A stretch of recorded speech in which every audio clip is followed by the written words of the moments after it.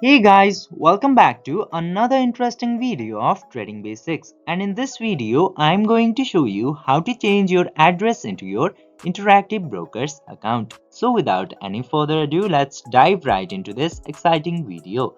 Now in order to change the address, you just simply have to open your Interactive Brokers application or any of the browser and log into the Interactive Brokers account into there.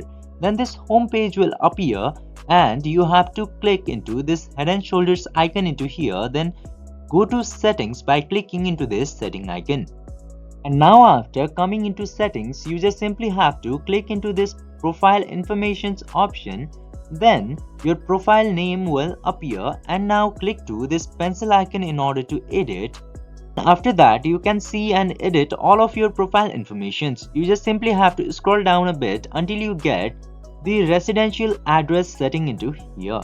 Now in order to change, just simply erase the current address, enter the new country, street, city, state or province into here. Then after changing this information into here, just simply click into this continue button by scrolling down a bit. And after doing this, your address into Interactive Brokers will be changed. I hope this video was helpful for you. If yes, don't forget to like, share and subscribe to the channel to never miss another update. Thank you for watching the video.